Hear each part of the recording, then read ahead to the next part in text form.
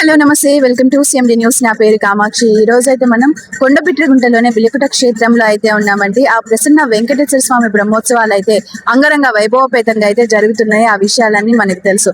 అయితే ఈ రోజున ఏం జరుగుతుంది, ఏ ఏ కార్యక్రమాలు ఉన్నాయి అన్న విషయాలన్నీ కూడా ఈ రోజు అయితే మనం ఈ వీడియోలో తెలుసుకుందాం.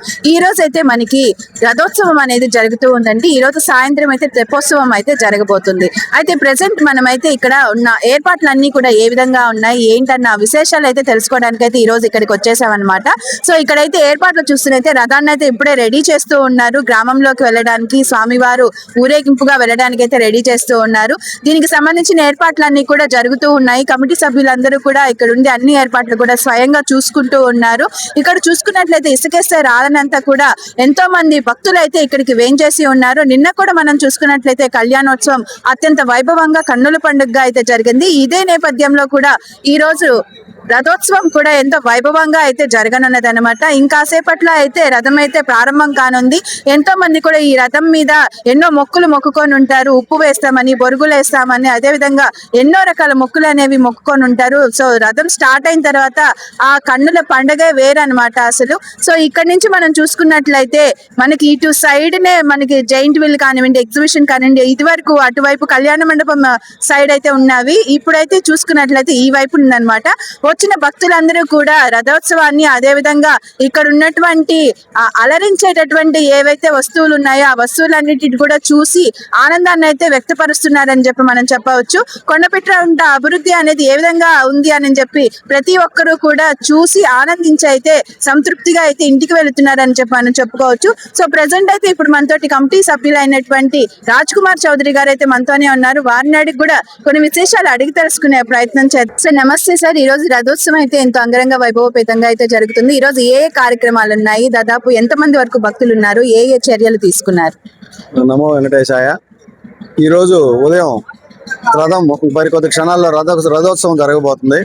ఈ రథం 3 సంవత్సరాల నుంచి ఏదో ఒక అపశృతి దొలుతూ ఇబ్బంది జరుగుతూ ఉంది. ఈ సంవత్సరం అటువంటి ఇబ్బంది లేకుండా ఇప్పుడు 2 సార్లు ట్రయల్ రన్ వేయడం జరిగింది. 2 సార్లు ట్రయల్ రన్లో కూడా చాలా బాగా దిగ్విజయంగా ట్రయల్ రన్ వేయడం జరిగింది. ఇప్పుడు ఈ 2 ఊర్లకి రథం ఇప్పుడు స్టార్ట్ అయ్యి మళ్ళీ సాయంత్రం 3:30-4 అవుతుంది ఇక్కడికి రథం స్వామిని తీసుకెళ్లి ఇక్కడికి వచ్చేదానికి ఎంతో పటిష్టమైన బందోబస్తు తోటి ఈ మూతకాపులు కానీ రథాన్ని లాగడానికి వచ్చిన ఔత్సాహికులతో కానీ ఎంతో జాగ్రత్తలు తీసుకుంటున్నాం ఈసారి. ఎందుకంటే ఎటువంటి పొరపాటు జరగకుండా రథోత్సవం దిగ్విజయంగా చేయాలని చెప్పి చూస్తున్నాం. అదేవిధంగా సాయంత్రం తెప్పోత్సవం జరుగుతుంది. గౌరవ ఎమ్మెల్యే గారు కూడా తెప్పోత్సవానికి అటెండ్ అవుతున్నారు.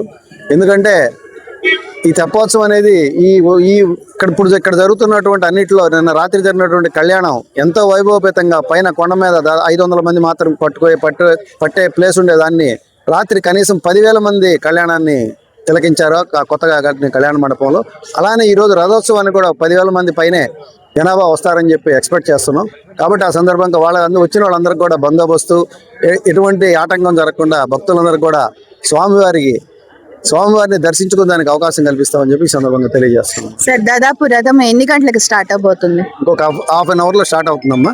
ఇప్పుడు 9:10 అయింది, 10:30 కల్లా రథం స్టార్ట్ అవుతుంది. ఈ విధంగా చూసుకున్నట్లయితే ఎంతో మంది భక్తులు అయితే వస్తూ ఉంటారు కదా, వాళ్ళందరికీ సంబంధించిన ఎలాంటి చర్యలు అనేవి తీసుకొని ఉన్నారు? భక్తులకి ఎటువంటి ఆటంకం లేకుండా అలానే పంచాయతీ వాళ్ళు కానీ, కావల మున్సిపాలిటీ వాళ్ళు కానీ శానిటేషన్ అన్ని రకాలైనటువంటి ఏర్పాట్లు చేస్తున్నారు. టాయిలెట్స్ కానీ అన్ని ఏర్పాటు చేస్తున్నాయి. ప్రతి భక్తుడికి స్వామివారి ప్రసాదం, ఉచిత ప్రసాదం ప్రతి ఒక్క భక్తుడికి పెడుతున్నాం. ఉదయం 6 గంటల నుంచి మొదలు పెట్టుకొని రాత్రి 11-12 దాకా కూడా ఉచిత ప్రసాదం భక్తుడికి పెడుతున్నాం. స్వామివారిని దర్శించడం దానికి కూడా స్పెషల్ క్యూ లైన్ కానీ, ఫ్రీ దర్శనం కానీ ఈ సంవత్సరం చాలా బాగా ఏర్పాటు చేసాం. ఎందుకంటే ఎవరు ఇబ్బంది లేకుండా రాత్రి కూడా స్వామివారిని దాదాపు 15,000 నుంచి 20,000 మంది స్వామివారిని పైన దర్శించుకున్నారని చెప్పి మాకున్న లెక్కల ప్రకారం తెలిసింది. అలానే కళ్యాణానికి కూడా 10,000 నుంచి 15,000 మంది వస్తా పోతా ఉన్నారు. సిట్టింగ్ అయితే దాదాపు 6-7 వేలు సిట్టింగ్ అట్లే కూర్చొని కళ్యాణాన్ని రాత్రి తిలకిచ్చారు. అలానే ఇప్పుడు రథానికి కూడా దాదాపు ఒక 5-6 వేల మంది రథంతో పాటు నడుస్తారని చెప్పి చూస్తున్నాం. సాయంత్రం కూడా తెప్పోత్సవానికి 10,000 పైనే వస్తారని చెప్పి ఈసారి అద్భుతమైన బాణాసంచాన్ని ఏర్పాటు చేసాం. ఎటువంటి ఇబ్బంది లేకుండా వాళ్ళకి ఇక్కడ ప్రజలకు ఎటువంటి ఇబ్బంది లేకుండా, ఎవరికి నష్టం జరగకుండా ఉండేటట్టుగా ఇంతకు ముందులా కాకుండా ఈసారి స్పెషల్ ఐటమ్స్ అన్ని పైకి పోయి పేలేటువంటి బాల్ ఐటమ్స్, ఆ టైపు ఐటమ్స్ అన్ని పెట్టడం జరిగింది. కాబట్టి ప్రజలు కూడా సేఫ్గా వచ్చి తెప్పోత్సవాన్ని తిరిగించి జాగ్రత్తగా వాళ్ళందరినీ కూడా ఇంటికి వెళ్ళాల్సిందిగా కోరుతున్నాం. ఈ సందర్భంగా ఏమైనా చెప్పాలనుకుంటున్నారా? అంటే బ్రహ్మోత్సవాలు అనేవి జరుగుతూనే ఉన్నాయి. ఫిబ్రవరి 26వ తేదీ నుంచి మార్చి 7, 8 తేదీల దాకా బ్రహ్మోత్సవాలు అనేవి జరుగుతూనే ఉన్నాయి. సో ఈ సందర్భంగా ప్రజలందరూ ఎన్నో వేల మంది వస్తూ ఉంటారు. వాళ్ళందరికీ కూడా మీరు ఎలాంటి మెసేజ్ అనేది ఇద్దాం అనుకుంటున్నారు? మా గౌరవ కావలి నియోజకవర్గ శాసనసభ్యుల వారు దగ్గుమాటి వెంకటకృష్ణారెడ్డి గారు గత సంవత్సరం వార్షిక బ్రహ్మోత్సవాలు జరిగినాయి. ఈ సంవత్సరం నవాహినిక బ్రహ్మోత్సవాలు కుటుంబ ప్రభుత్వం వచ్చినాక ఏర్పాటు చేయడం జరిగింది. పోయిన సంవత్సరం జరిగిన దానికన్నా కూడా ఈ సంవత్సరం ఇంకా అద్భుతంగా దిగ్విజయంగా జరుగుతున్నాయని చెప్పి వచ్చిన ప్రతి ఒక్కరు కూడా ఏర్పాట్లు చూసి అందరూ అబ్బా ఇంత బాగా చేస్తున్నారు కావలి ఎమ్మెల్యే గారు, ఎందుకంటే ఆయన ఆదేశించాడు, మేమందరం సేవకుల్లా పనిచేస్తున్నాం. అంతేగాని ఇక్కడ ఎవరికెవరు తారతమ్య భేదాలు ఏమీ లేవు. ప్రతి ఒక్కటి కూడా ఇక్కడ 18 నెలల కాలంలో జరిగినటువంటి అభివృద్ధిని చూసి ప్రజలందరూ కూడా 18 నెలల్లో ఇంత చేశాడా ఎమ్మెల్యే గారు అని అందరూ వావ్ పోతున్నారమ్మా.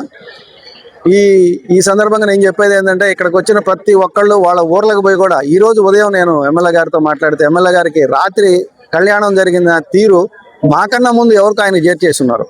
అంటే ఆయన అసెంబ్లీకి పోతా ఉంటే నేను అడిగా కళ్యాణం దేని ఫీడ్బ్యాక్ వచ్చిందా అని అడిగితే కళ్యాణం మీకన్నా ముందు నాకు ఫీడ్బ్యాక్ వచ్చింది, రాత్రి చాలా సిస్టమేటిక్గా చేశారంట, చాలా పద్ధతిగా జరిగింది కళ్యాణం కూడా, ఎక్కడ డిస్టర్బెన్స్ లేకుండా.